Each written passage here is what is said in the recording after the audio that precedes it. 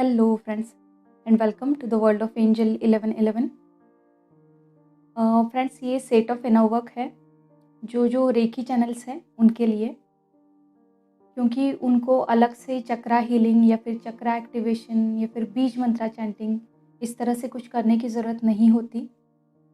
उनके रेकी की साधना में ही ये सब चीज़ें कवर होती है। तो स्पेशली उनसे मुझे डिमांड अभी आ रही थी कि मैम एक आप सेट ऑफ इनर वर्क बनाइए जो सिर्फ रेकी चैनल्स के लिए है। तो आज का वीडियो इसी पे है, ठीक है। और अगर आप रेकी चैनल नहीं भी हैं तो अगर आप चाहते हैं तो इस इनर वर्क को आप फॉलो कर सकते हैं, ठीक है। तो आइए सबसे पहले हम समझते हैं कि इनर वर्क जो है वो क्या होता है। ओके, तो इनर वर्क यानी हिंदी में सिंपली हमारे अंदर किया जाने वाला काम, राइट। यानी हम काम तो हम पे ही करते हैं बट हमारे अंदर करते हैं। But let me tell you one thing over here, that inner work is purely a spiritual practice. It's not a religious practice. Okay? परसों ही शायद किसी ने कमेंट में पूछा था कि मैम क्या हम जो भक्ति करते हैं, पूजा पाठ करते हैं, तो वो इनर वर्क है? तो बिल्कुल भी नहीं। ये दोनों चीज़ें अलग अलग हैं। भगवान की आराधना करना या फिर पूजा पाठ करना ये सब रिलीजियस फैक्टर्स में आता है, यानी धार्मिकता में आता है, और ये बाहर का काम है। और इनर वर्क में आप अपने अंदर बैठे भगवान को जगाने की कोशिश करते हैं, उसको पहचानने की कोशिश करते हैं, राइट। यानी कि जो इस सोर्स की एनर्जी का अंश आपके अंदर है, राइट, उसको आप पहचानने की कोशिश करते हैं। और इसके लिए लोग क्या करते हैं, जो भी पॉसिबल स्पिरिचुअल प्रैक्टिसेस हैं वो करते हैं, ठीक है। चलिए, अब बात निकली ही है तो ये क्लियर कर दूं कि पूजा पाठ वगैरह ये सब बनाने के पीछे बेसिक जो रीज़न था ये सिर्फ यही था कि इंसान का मन ना भटके, यानी कि बुरे विचार उसके मन में ना आए और कंसंट्रेशन जो है वो अच्छे से हो पाए। जी हाँ, पूजा पाठ के पीछे जो मेन मोटो था वो यही था कि कंसंट्रेशन हो और बुरे विचारों से मन अलिप्त रहे, ठीक है। बट आजकल क्या हो रहा है, आजकल वो भी वर्क नहीं कर रहा है। अगर देखा जाए तो करोड़ों लोग पूजा पाठ करते हैं बट फिर भी उनके मन में करोड़ों विचार चलते रहते हैं, कंटिन्यूस माइंड चैटर चलता रहता है और उनके मन को शांति भी नहीं मिल पाती, ना ही किसी तरह का सुकून होता है। तो ये सब बनाया तो किसी और उद्देश्य से था, बट आजकल उसका स्वरूप कुछ अलग ही हो चुका है। यानी इंसान का मन इतना लालच से भरने लगा है कि हाँ, भगवान मुझे ये दे दो, मैं ये पूजा करवाऊँगा, राइट, ये हवन करवाऊँगा, या फिर मुझे ये दीजिए, मैं उसके लिए इतने इतने उपवास करूँगी या फिर करूँगा। तो आजकल सब चीज़ों का स्वरूप बदल चुका है। और ये सब क्या है, ये सिर्फ सोसाइटी प्रोग्रामिंग है, पुरखों से चली आ रही, और इसी पैटर्न को हमें ब्रेक करने की ज़रूरत है, ठीक है। क्योंकि आपको ये समझने की ज़रूरत है, अगर आप सच में स्पिरिचुअल है तो, कि भगवान आपके अंदर है, उसका जो अंश है वो आपके अंदर है, ना कि बाहर। तो उसे बाहर ढूंढने में कोई भी मतलब नहीं है, ठीक है। तो बेहतर होगा कि आप अपने अंदर काम करके उस अंदर के अपने भगवान को जगाएं, ओके। और यही मेन डिफरेंस होता है धार्मिकता में और अध्यात्म में।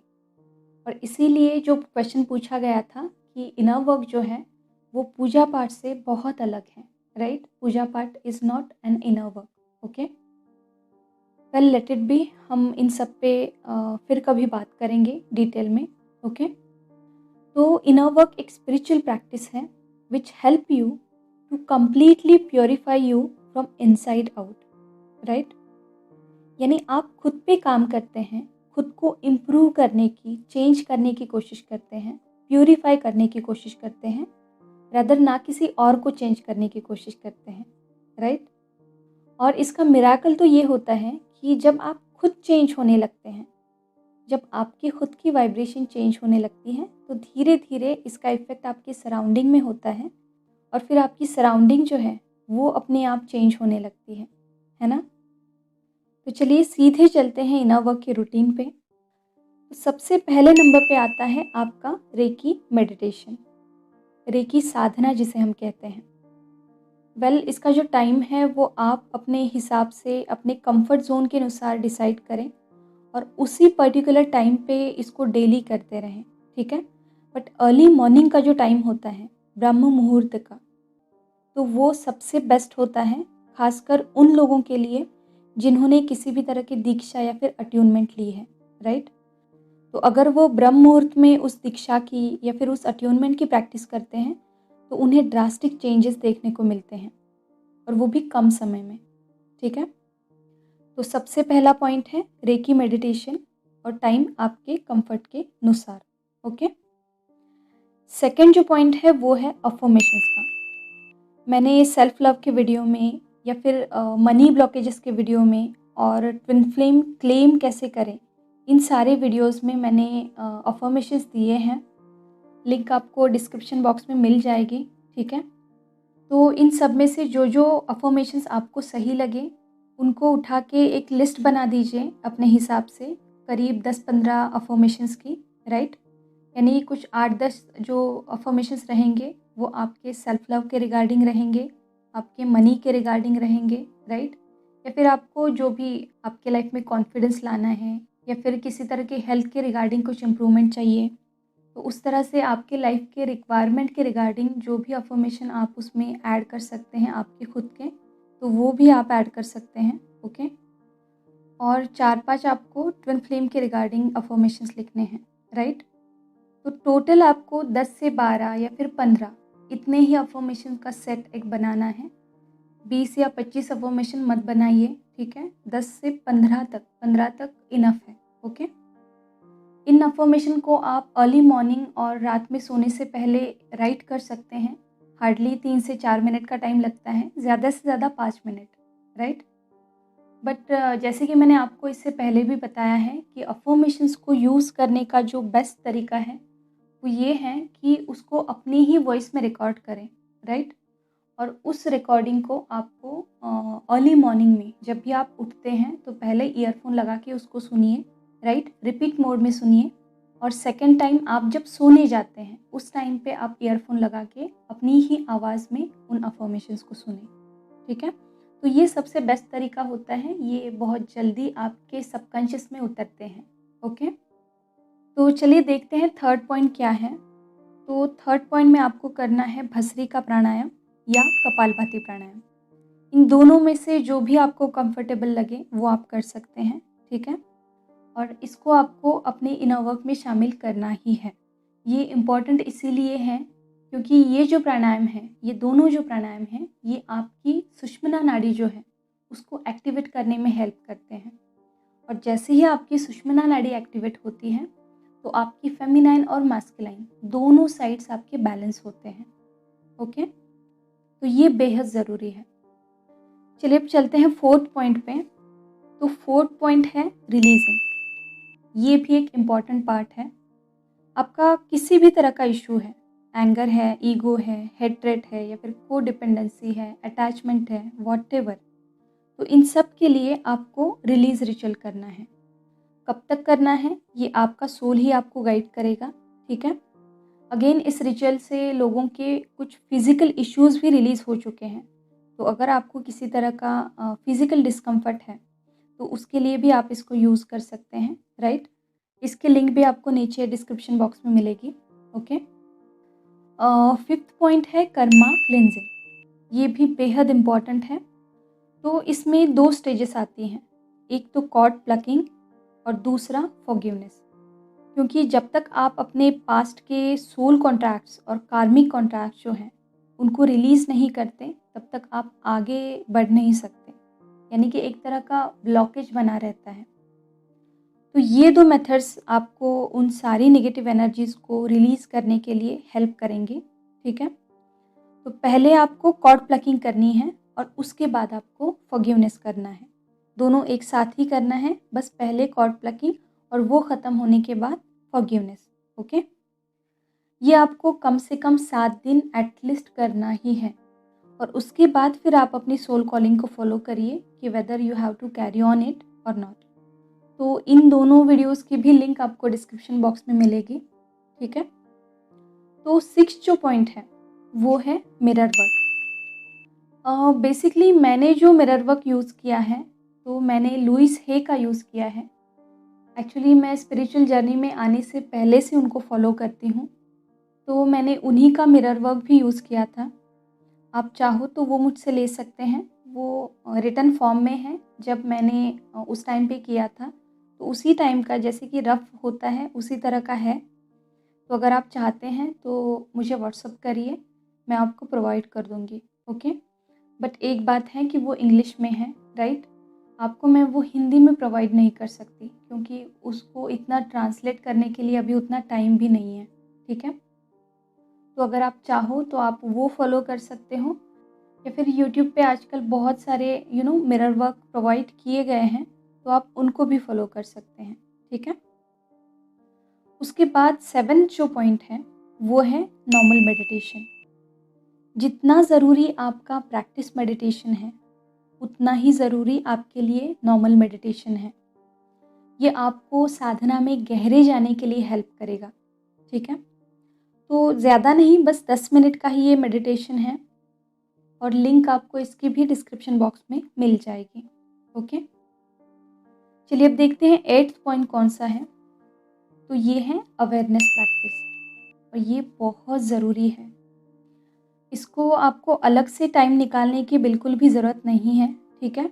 आप जो भी काम कर रहे हैं, तो एक तो आपको उस समय अपनी साँसों पे ध्यान देना है, अगर वो काम आपका बहुत ज़्यादा इम्पोर्टेंट नहीं है, यानी कि नॉर्मली खाना बनाना है या फिर घर के कुछ काम करने हैं, राइट? तो आप ये कर सकते हैं कि आप कोई भी काम करते समय अपना जो ध्यान है, वो अपनी साँसों पे रख सकते हैं, राइट?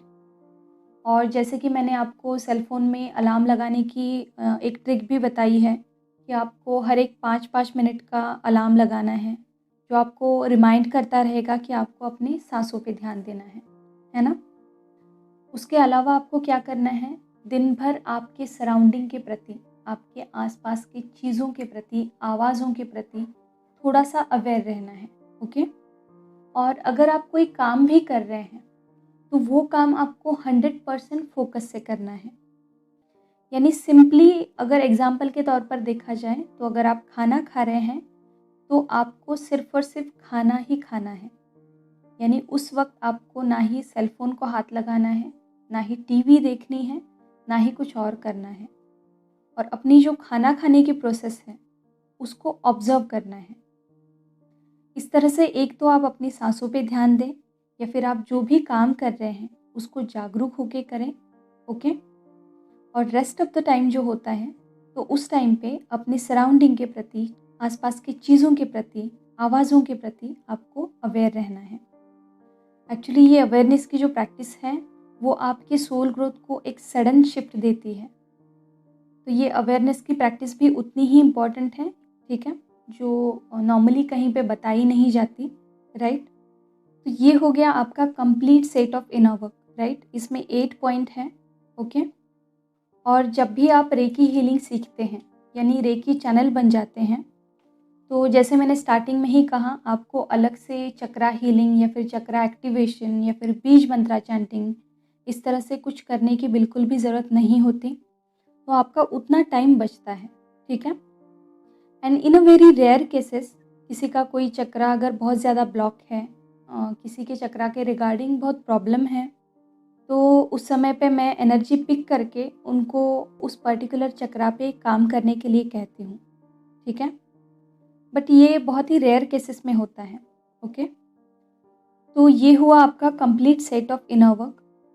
इसमें रिलीजिंग रिचुअल, कर्मा क्लेंजिंग, यानी कि कॉर्ड प्लकिंग और फॉरगिवनेस, और मिरर वर्क, ये सब आपको 8 से 10 दिन के लिए ही रहता है, राइट? ज़्यादा से ज़्यादा 15 दिन, उससे आगे नहीं।